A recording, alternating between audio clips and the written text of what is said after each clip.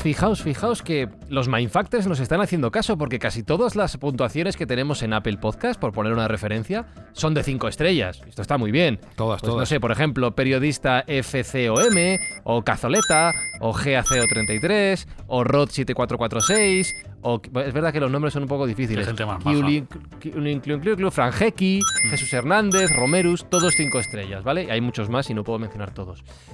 Pero hay una cosa que está mal. Yo creo que hay un error. Y es que Cristina GS nos ha dejado 3 estrellas. ¿Tres? Tres. O sea, no... Mal. ¿Y puede dormir? Yo creo que el ratón lo tiene mal calibrado y le ha bailado un poco. Eso puede Cristina, ser. hombre, Y luego, Tírate. es que nos pone un mensaje también. Que dice, una pena. Ese es el título. Una pena es el titular. Una pena es el título. Y el mensaje es... Siendo así, 3 estrellas me ¿habláis de parecen muchas. Ya, sí, también es verdad. Podría ser que se haya equivocado por el otro lado. Una Dice, pena. Música habláis de violín. temas...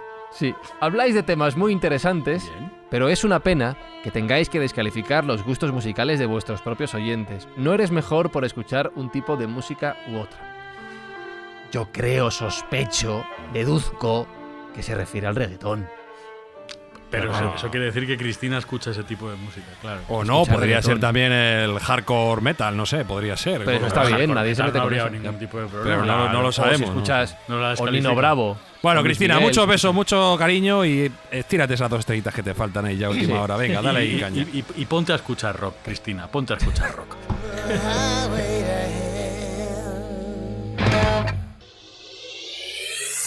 Buscamos los límites de la ciencia, el futuro de la tecnología, el alcance de la mente humana. Esto es Mindfacts. Bienvenidos a Mindfacts, donde cada semana buscamos los límites de la ciencia, de la tecnología y de hasta dónde es posible meterte con tus propios oyentes y que el podcast siga adelante. Si es que no respetamos nada, Jesús Callejo, a nada ni a nadie. ¿Cómo sois? Un poco irreverentes, ¿no? Pero bueno, el mundo está hecho precisamente de heterodosos como vosotros. Aluvión de críticas después de este inicio. Alberto Espinosa, ya es el último programa. Es una recomendación médica la que le hago a Cristina, no... Por su salud. Y si queda todavía algún oyente, Sergio, que sepa que a pesar de... O sea, que además de aguantar esto, lo que está haciendo es ayudar a ejecutar la buena acción que Mindfacts tiene en mente cada semana. Bueno, la verdad que entre meternos con los oyentes y los posibles patrocinadores, la verdad que nos está quedando un pan como unas tortas. Pero sí, seguimos perseverando en nuestra idea de hacer el bien, aunque esto puede cambiar en cualquier momento también. Y queremos ayudar a erradicar esas colas del hambre tan terribles que estamos viendo en Madrid con una donación a un banco de alimentos para echar una manilla. Que, hombre, que somos un poquito irreverentes, pero que somos buena gente en el fondo, ¿vale? Estoy recordando un comentario en otra plataforma de un señor Sí. con referencia a los patrocinadores de cerveza también muy bueno. ¿Y qué decía? Es que no lo recuerdo, luego lo busco y Vale. al final os Luego, lo cuento. Venga, terminamos ya también metiéndonos con los oyentes. Venga, señores, empezamos este programa de Mindfacts. Si vuestras escuchas son el motor de nuestra buena acción de cada semana, hoy precisamente en Mindfacts hablamos de motores.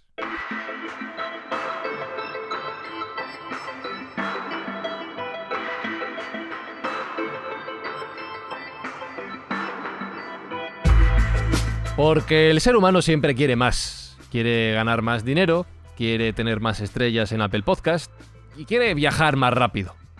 A ser posible, primero corriendo con las piernas que Dios nos ha dado, después con los animales, pero en algún momento, Jesús, nos dimos cuenta de que a lo mejor podíamos inventar algo que nos propulsara todavía más veloz. Hombre, ese es el viejo sueño humano, ¿no? Intentar ir más rápido y más lejos, y de ahí que se intentaran hacer ya prototipos aéreos hace muchísimo tiempo, algunos lo hemos comentado, y también intentar evitar la tracción animal o la fuerza del hombre para buscar algo más mecánico, algo más tecnológico que nos impulse a más velocidad. Y ese ha sido un poco el objetivo.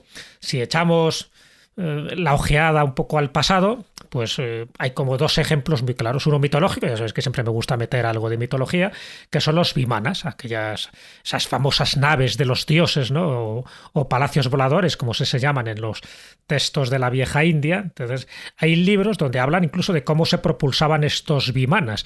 Hay un texto, incluso del siglo XI después de Cristo, el Samarangana Sudratara, que habla de que esos vimanas se desplazaban gracias a un motor vortex de mercurio. O sea que ya no entréis en qué se componía ese motor vortex de mercurio.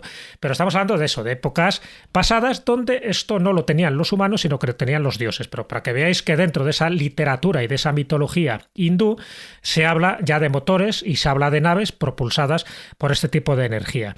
Si nos vamos ya al campo científico e histórico, yo creo que está claro, y ahí estaremos de acuerdo todos, que la primera máquina de vapor es la que hizo en su momento Herón de Alejandría. Estamos hablando del siglo I después de Cristo. Que recuerdo, por cierto, que la tenéis disponible entre los viajes de nuestra máquina del tiempo. Si no habéis escuchado nuestro episodio de la máquina del tiempo, volved propulsaos cual cohete. Por eso lo sabemos, porque fuimos allá a verlo, in situ al taller. Estuvimos allí, gracias a nuestra máquina del tiempo, para ver la eolipila, como así se llamaba esta primera máquina de vapor, que en el fondo es un motor de combustión externa que transforma la energía térmica del agua, cuando la calientas, en energía mecánica, y a partir de ahí pues tú puedes mover distintos pistones y hacer pues lo que en aquella época prácticamente era magia, ¿no? Porque se desconocía el artilugio que movía estos aparatos que construía Herón de Alejandría, y muchos relacionados con templos sagrados y muchos relacionados pues con los efectos especiales que supuestamente generaban los dioses.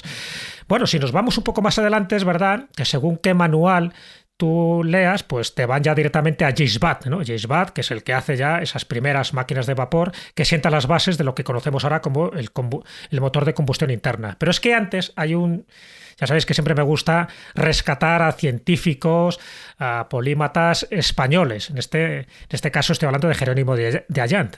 Jerónimo de Allant, un inventor, un científico, un músico, un pintor, hizo de todo. Ya por eso digo que era polímata.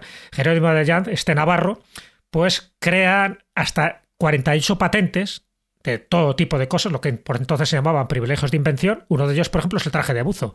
Pero también crea lo que es la máquina de vapor, porque él, además de ingeniero, es el que estaba encargado un poco de la supervisión de las minas, en concreto de la mina de plata de Guadalcanal en Sevilla. Y crea un sistema basándose en la máquina de vapor para que con la fuerza del vapor poder extraer el agua de las minas a través de una tubería, porque ya sabéis que muchas de estas minas, precisamente cuando tú entrabas en profundidad, pues se iban inundando. Entonces eso generaba mucho peligro para los mineros. Entonces había que extraer el agua y utilizar una máquina de vapor para que eso ocurra. Y es el primer prototipo que se hace un poco de la termodinámica de un sistema abierto 2 siglos antes de que fuera establecida la ley de la termodinámica. Y también crea una máquina de vapor para enfriar el aire con nieve y generar, pues, en el interior de las minas una especie de refrigeración natural, o sea, refrigerar el ambiente porque se generaba mucho calor y también los mineros solían tener muchos problemas físicos por esta circunstancia. Así que en 1606 es cuando está establecida esta patente de Jerónimo de Allant, y yo creo que es importante tenerlo en cuenta porque, da un impulso tremendo. Y como era español, como era navarro, pues prácticamente nadie le menciona, nadie se acuerda de él, ya digo, a pesar de que hizo ni más ni menos que 48 patentes. Y ahí ya nos tenemos que ir directamente pues a la época de la industrialización, a James Watt, y es verdad que James Watt es el que crea ya unos motores muy específicos, sobre todo en locomotoras, para que sirvan para los molinos, para que sirvan para los barcos, para que sirvan para las pequeñas fábricas, dentro de esa primera industrialización que hubo en Europa a finales del siglo XVIII. Y de ahí es donde además aparece la palabra caballo de vapor, porque él explicaba cuántos caballos eran necesarios para hacer el trabajo sucio, que sustituía precisamente esos caballos la máquina de vapor que él había inventado. Entonces, cuando hablamos de caballos de vapor, que sepamos que viene precisamente de esta época y estamos hablando del siglo XVIII. Así que con esta introducción, ya a partir de ahí empieza ya, pues eso, la fuerza electromagnética, ¿no? Que es un poco los pilares de la revolución industrial, y empiezan ya los motores de combustión interna con Carl Benz y compañía, que ya le dejo la palabra a mi querido Sergio para que nos explique cuándo ya empiezan los motores de verdad, pero siempre basados en esta dinámica más, vamos a llamarlo, más prehistórica de los motores de combustión externa, que eran las máquinas de vapor. Bueno, yo quiero hacer un comentario aquí al respecto de que igual la humanidad se equivocó de camino. Igual tomamos el camino incorrecto. A día de hoy, cuando pensamos en vehículos eléctricos, que están muy en boga y que cada vez se ven más, especialmente impulsados por nuestro gran patrón Elon Musk y su empresa Tesla, bueno, pensamos que es algo muy, muy moderno y que es una invención reciente. Pues la realidad es que no. La realidad es que son al menos coetáneos a los coches que se realizaron con motores de explosión y motores de gasolina, cuando no anteriores. De hecho, en el año 1898 ya Ferdinand Porsche, que todo el mundo asocia su marca con grandes superdeportivos, consumidores de gasolina y muy rápidos y tal, pues tuvo su primer prototipo de vehículo eléctrico. Y de hecho, durante un tiempo se planteó que con la llegada de la electricidad a las ciudades podía ser el formato a seguir, utilizar la electricidad que estaba llegando para alumbrar esas ciudades, para alimentar esos vehículos eléctricos que por supuesto eran mucho más silenciosos, que por supuesto eran mucho más limpios, incluso más rápidos, porque recordemos que un vehículo eléctrico tiene siempre disponible todo el par máximo del motor. Bueno, pues en ese momento, en esa dicotomía entre motor eléctrico o motor de explosión, ¿qué se impuso? El coste. La capacidad baratísima que tenía la gasolina de poder suministrarse. Es verdad que tiene una densidad energética mucho mayor la gasolina de la que tenían las baterías de aquellas. Quizá el concepto era bueno, pero la tecnología no estaba suficientemente desarrollada y las autonomías que se proponían con coches eléctricos en aquel momento, recordemos, finales del siglo XIX, principios del XX, pues no eran las óptimas. Y ahí el motor de gasolina tomó esa ventaja, en la cual, bueno, pues ya fue absolutamente preponderante y predominante durante todo el siglo XX, hasta finales del siglo XX, inicios del siglo XXI, donde ya estamos retomando el pulso y dándonos cuenta de que quizá la vía adecuada para eliminar toda la problemática de contaminación acústica, que no es no menos importante, y todos los inconvenientes que tiene al final quemar cosas para moverse, pues nos hemos dado cuenta que probablemente la opción eléctrica sea la adecuada. Dicho lo cual, yo vengo aquí a hablar de cosas a lo grande. Yo de cochecillos y tal, pues ya hemos hablado muchas veces, incluso de coches autónomos y tal. De lo que yo quiero hablar es de salir a los sitios donde nos interesa. Esto es, a las estrellas. Bien. Ir más allá de lo que nuestra imaginación nos permite. Y llegar eso lo vamos a hacer con un motor eléctrico de Tesla. Y eso no lo vamos a hacer con un motor eléctrico de Tesla, pero quizá el señor Elon Musk ponga la primera piedra para ese edificio, llevándonos a Marte en su spaceship. O sea que hay que empezar por algo. Dicho lo cual, motores que son importantes en la transición del ser humano de planetario al ser humano interestelar, podemos nombrar el motor Raptor, que es el motor de explosión que utiliza Tesla, mejor dicho SpaceX, en sus cohetes para poder vencer la gravedad de la Tierra. Porque aquí podemos hacer también una diferenciación, una dicotomía. Para salir de la Tierra, básicamente, hoy en día estamos sometidos a los motores de explosión química. No tenemos una fórmula mejor hasta que inventemos el ascensor espacial o el tirachinas gigante de los Angry Birds, que comentamos en su momento. Nos queda quemar cosas, quemar mucho combustible, hacer reacciones químicas muy potentes para que ese momento nos saque de la órbita, y a partir de ahí ya sí que podemos tener alternativas diferentes, como podrían ser motores basados en la electricidad, como algunos que os voy a proponer ahora. En resumen, necesitamos motores muy muy potentes, necesitamos motores que sean sostenibles también a su vez, y si queremos salir de nuestra querida Tierra y llegar a las estrellas, que como hemos comentado están muy muy lejos, la más cercana sin ir más lejos a 4 años luz, es decir, si somos capaces de alcanzar la velocidad de luz, que todo indica que no, pues estaríamos 4 años viajando de ida y 4 de vuelta, con lo cual no te da para hacer una visita a tu abuela y volver a cenar, es un problema. Hay que encontrar algún tipo de medio de desplazamiento que sea o muy muy rápido al punto de una parte importante de la luz, o ya en un ámbito ideal por encima de la velocidad de la luz, más rápido de la velocidad de la luz. Y esto teóricamente es posible. Ahora vamos a ver pues que tiene algunas implicaciones prácticas complejas, pero teóricamente es posible. Vamos a ponernos los cinturones SPI porque va a tocar despegar. Esto va a ir rápido, ¿vale? Sí, pues ponte el de seguridad también. Y el de castidad. Y de castidad también. Ese la lleva, ese bien. Dale a la música y despegamos en Mindfacts.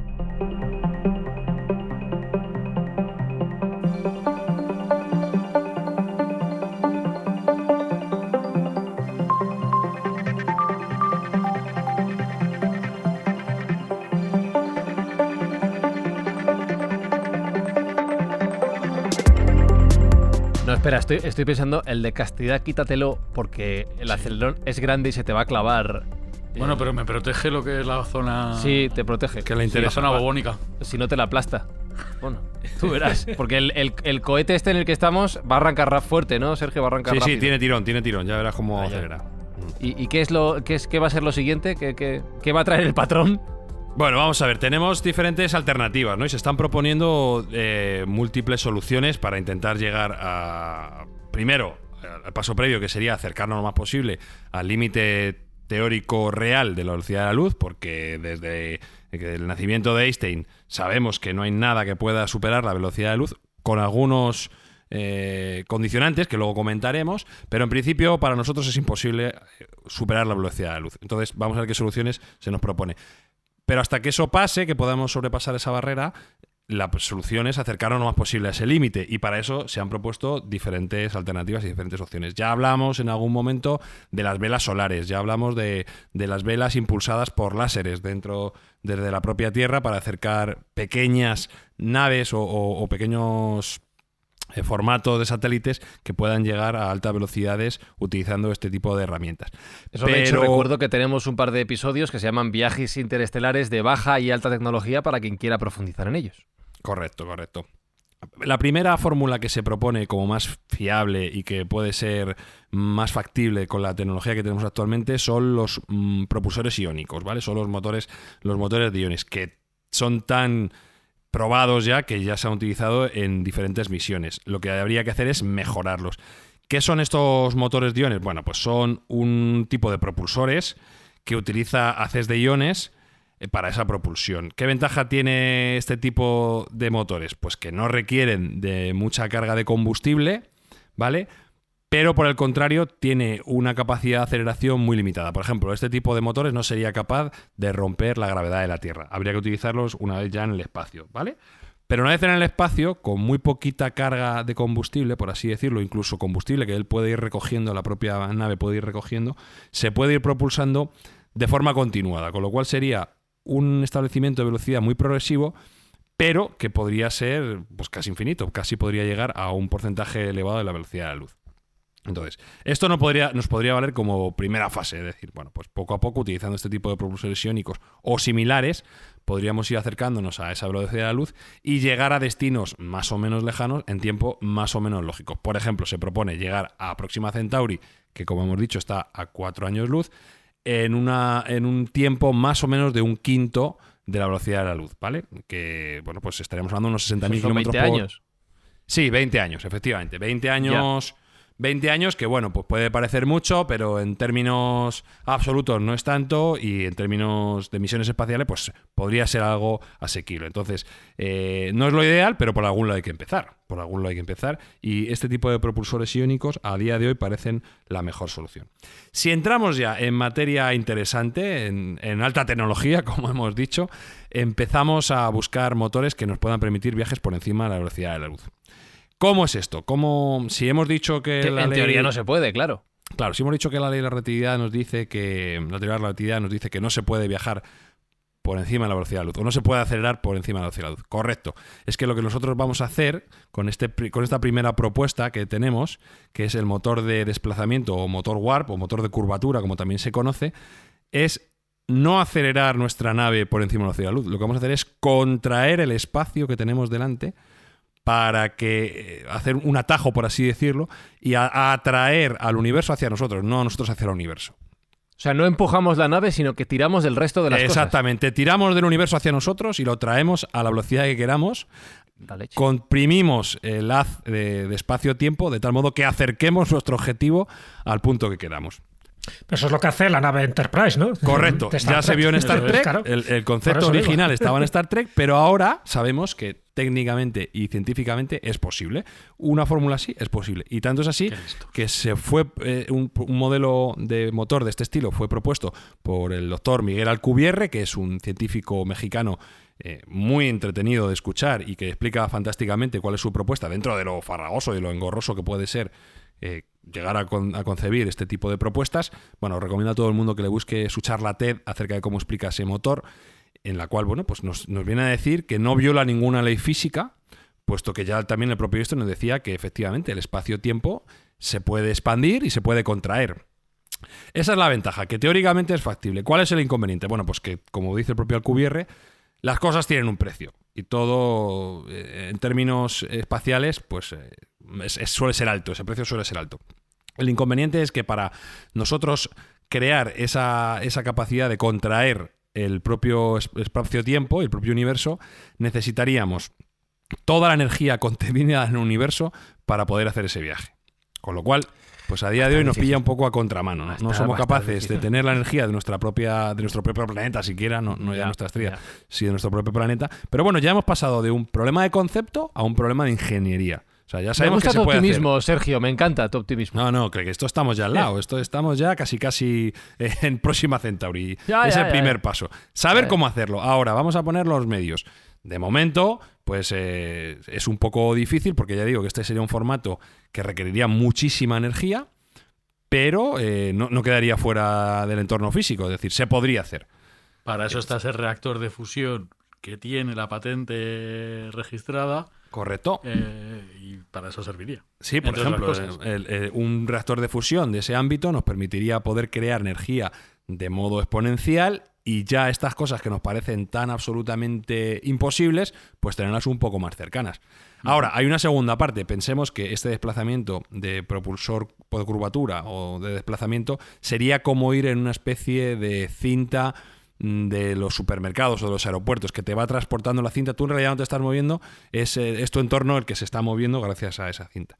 Bueno, pues si para contraer el espacio delante nuestro necesitamos toda la energía contenida en el universo a día de hoy, para expandir el espacio que queda a nuestra espalda necesitaríamos un concepto que se llama energía negativa y que a día de hoy no hemos encontrado ni conocemos si puede ser factible o no. Pero bueno, estamos en ello, volvemos a repetir. Lo importante es encontrar la solución, ya luego pondremos los medios, ya veremos cómo lo podemos hacer. Sin duda alguna, claro, sin duda alguna. Una de las ventajas del motor de Alcubierre es que viajas muy cerca a la velocidad de la luz. O sea, que es así que ahí por lo menos conseguimos tener distancias o viajes superlumínicos. No, el propio Alcubierre dice que la velocidad es intrascendente, porque él lo que va a hacer es atraer. O sea, la velocidad absoluta finalmente que tú consigues es mucho mayor que la velocidad de la luz.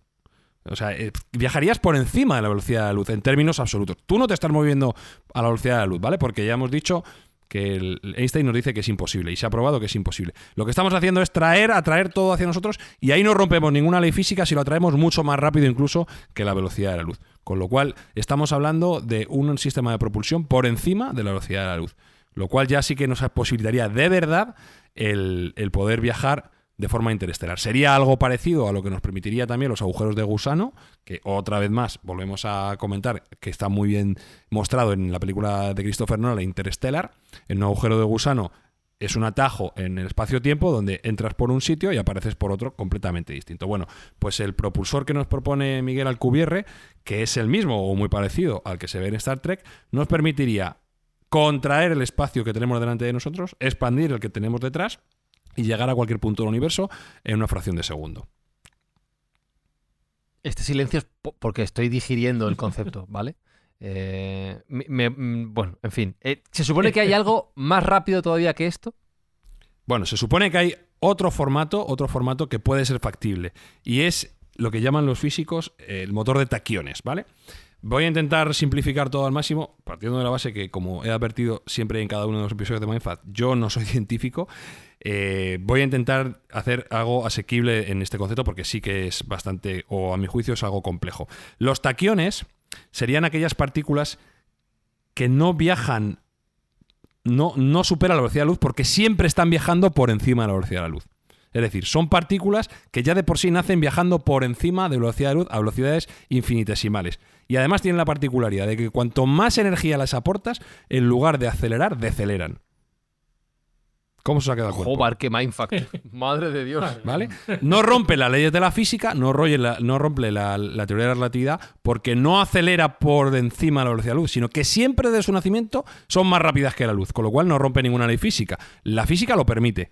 ¿De acuerdo? Entonces, estos taquiones se podían utilizar para hacer un motor que utilizase este tipo de partículas para poder aprovechar esa velocidad superlumínica que tienen de por sí.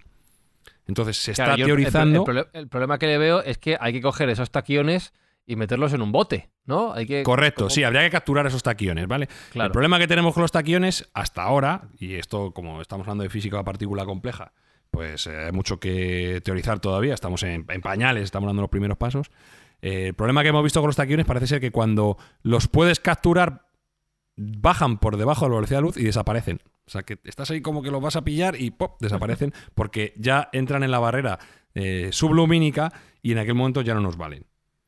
Pero hay una fuerte corriente científica que soporta la existencia de estos taquiones, de estas partículas, y que creen que se podría crear un motor basado en este tipo de partículas que, una vez más, nos podría llevar a mayores sin ningún límite. Ya no existe el límite de la velocidad de la luz ni ningún otro, porque podríamos ir a la velocidad que queramos. Y de hecho, lo que tendríamos que aplicar la energía es para frenar, no para acelerar. Los taquiones irían a una velocidad infinita, por así decirlo, al máximo de velocidad que se puede ir. O sea, es un concepto bastante difícil. Si ya pensamos, y ya nos cuesta mucho pensar en la velocidad de la luz, que es tremenda, pues imaginaos algo que deja la velocidad de luz como una tortuga, que es ahí, la velocidad de luz es muy poco para mí. Entonces, es un mindfuck de por sí, y el poder domarlos y el poder crear un motor para que nos lleve a cualquier punto, pues imaginaos. Como curiosidad, os digo que algunos de los, entre comillas, contactados o gente que ha tenido acceso a, teóricamente, tecnología alienígena, dicen que las naves interestelares que nos visitan están basadas en estos motores de taquiones. Con lo cual, bueno, pues algo tenemos ahí de esperanza si le damos credibilidad a alguna de estas... Hombre, el denominador común de todo lo que acabas de comentar, un poco, tanto los motores WAR como los motores de Alcubierre, como los de, en fin... Todos de curvatura lo que hacen es deformar el espacio-tiempo. O sea que, claro, no estamos hablando ya de transportes convencionales, lineales, sino que lo que hacen es eso, lo que tú decías, deformar el espacio-tiempo y por lo tanto, llámalo agujeros de gusano, llámalo como quieras, al final llegas un poco a la velocidad del pensamiento a esos lugares. Bueno, el de taquiones no, el de taquiones es un poco más en el modo convencional, y si se puede decir convencional. Acción-reacción. Claro, sí, pues, algo más convencional. Se puede decir convencional va de delante para atrás o detrás para adelante, o sea, pero los demás no, los demás es curvatura. Sí, efectivamente, es curvatura del espacio. Nos hemos dado cuenta de si Mahoma no va a la montaña irá a Mahoma. Si no podemos superar la velocidad de la luz, lo que hacemos es atraer el universo hacia nosotros y romper el espacio-tiempo y utilizarlo a nuestra conveniencia. Hay otra propuesta... Realmente esos motores como este de taquiones que van más allá de la velocidad de la luz tienen un montón de problemas. Hay que encontrar naves que soporten, materiales que soporten esas velocidades. Los seres humanos no soportarían esas velocidades. No, o sea, lo veo ahí problemático. Y lo de los taquiones también, que no nos olvidemos de ese punto. A priori, Ya, como te he dicho, estamos en pañales. Vuelvo a repetir. Ya. Lo importante es pasar un problema de concepto y de leyes físicas a un problema de ingeniería. Una vez que tenemos el concepto, ya luego es arreglarlo. Pero lo más importante es encontrar algo que sea válido. Efectivamente, todavía nos queda mucho para poder ver un motor de taquiones. Me da la sensación que de aquí a final de año no va a ser. Entonces, bueno, pues hay que tener paciencia.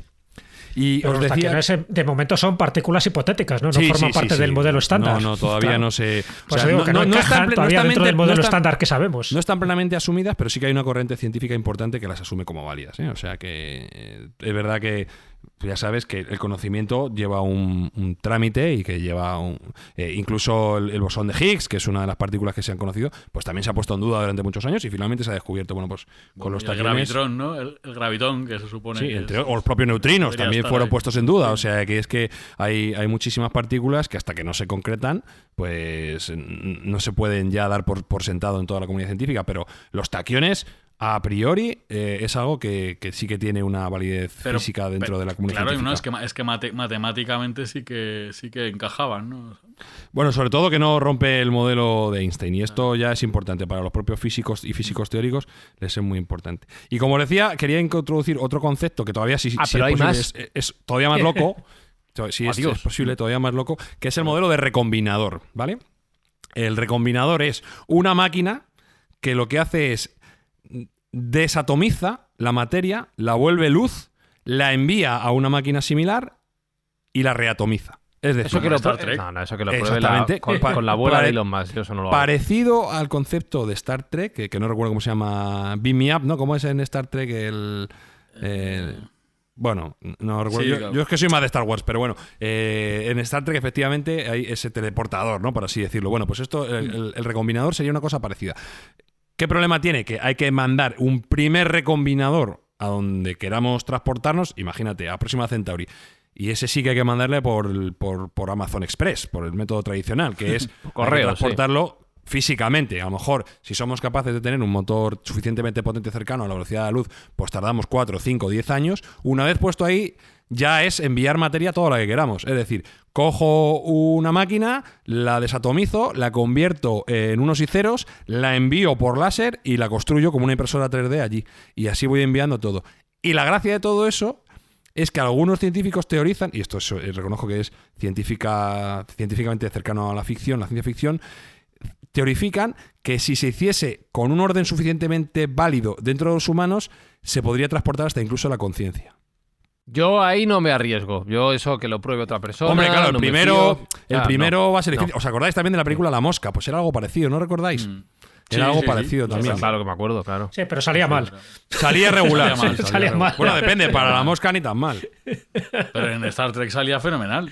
Claro, Teletranspórtame, Scotty. Era. Exactamente. Con lo cual, bueno, pues son conceptos para buscar soluciones a esta valla tan altísima que tenemos, que es la distancia del universo, que es que no nos hacemos a la idea de lo enorme que es y lo vastísimo que es. Ni siquiera nuestras cabezas dan para pensar en esa capacidad tan gigantesca que sería necesaria de desplazamiento para poder llegar incluso a nuestros vecinos más cercanos. Es que Andrómeda también, que parece que está aquí al lado, pues creo recordar que eran 2000 años luz, creo recordar, no recuerdo bien, pero vamos, una auténtica barbaridad. Es decir, si no encontramos un sistema de propulsión que vaya por encima de la velocidad de la luz del estilo del que hemos estado hablando, no vamos a ser capaces de colonizar, por supuesto, nuestra galaxia, ni mucho menos más allá, claro. Entonces, estas son las fórmulas que se están barajando y que ya se dan como válidas. Y insisto que si podéis ver la charla que da el QBR de su propio motor, este motor de curvatura, lo hace muy ameno, muy didáctico, lo explica mucho mejor que yo, por supuesto, y te hace creer que efectivamente hay un futuro.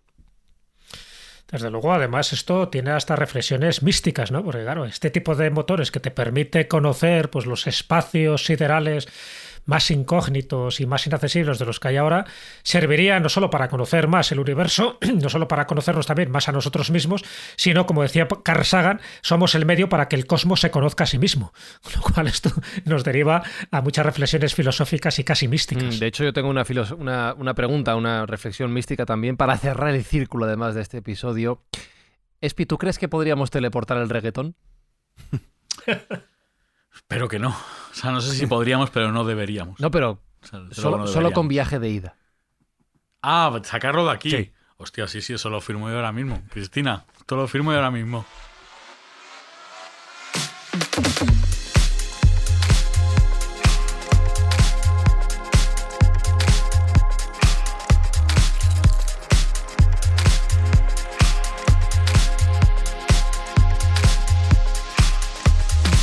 Bueno, después de perder definitivamente a Cristina, nos vamos a ir despidiendo esta semana y esperamos vuestros mensajes, como siempre, solo los buenos, en Twitter, @mindfax_, y en vuestras plataformas preferidas de podcast, donde ya sabéis, mínimo 5 estrellas. Alberto Espinosa, un placer cargarnos la audiencia juntos. Mira, te voy a leer un mensaje Sí, que es te he verdad, dicho es al verdad. principio. Sí, es verdad. Mira, era en iVoox. Está muy bien también. Sí.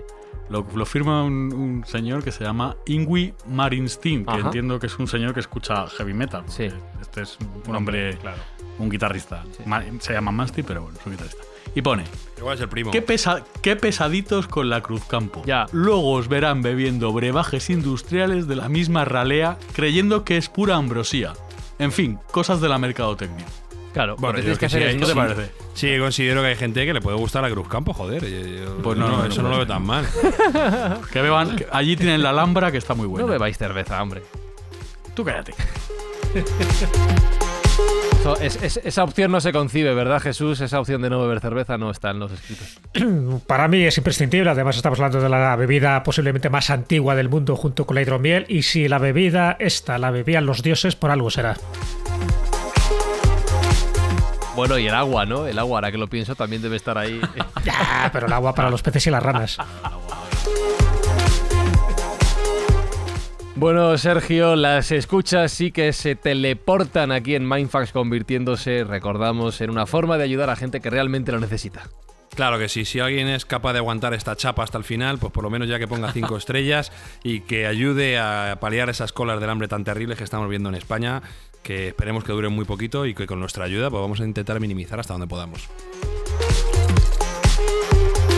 Bueno, para todos los que nos escucháis cada semana, gracias por estar ahí. Si os gusta el reggaetón, si os gusta la Cruzcampo, pues lo sentimos. Pero aquí estaremos cada semana contando historias. Os podéis curar. Metiéndonos con estas cosas y quizá un poquito con vosotros. Pero no es personal, ¿vale?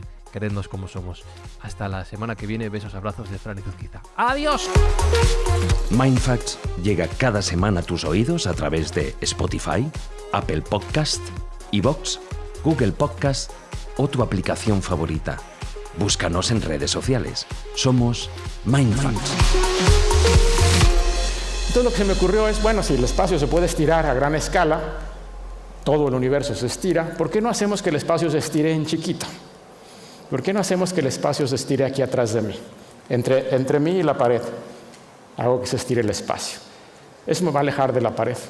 Y al mismo tiempo hago que el espacio enfrente de mí se contraiga, que es una expansión al revés, se comprima. Entonces eso me va a acercar para allá. Entonces me estaría yo acercando allá y alejando de acá, sin en realidad moverme. Es el espacio el que se está expandiendo y contrayendo. Entonces esta es la idea de la propulsión por distorsión. También si hacemos eso, en principio podemos viajar más rápido que la luz, porque no hay ninguna ley que impida que el espacio se expanda más rápido que la luz. El espacio se puede expandir a velocidad arbitraria. Uno necesita primero cantidades de energía gigantescas, estrellas completas de energía para poder hacer eso.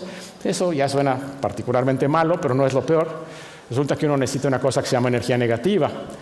La energía negativa a lo mejor no les dice nada, pero acuérdense que Einstein nos dijo E igual a mc al cuadrado, energía y masa son equivalentes. Entonces cuando les digo energía negativa, les estoy en realidad diciendo masa negativa, y masa negativa sí los debería asustar mucho. No hay masas negativas en el universo hasta donde sabemos, la masa siempre es positiva. Entonces es un problema. Nunca hemos detectado estas energías negativas, no sabemos si existen, pero no están prohibidas. Es una pequeña rayito de esperanza. Las leyes de la física no las prohíben, simplemente nunca las hemos visto.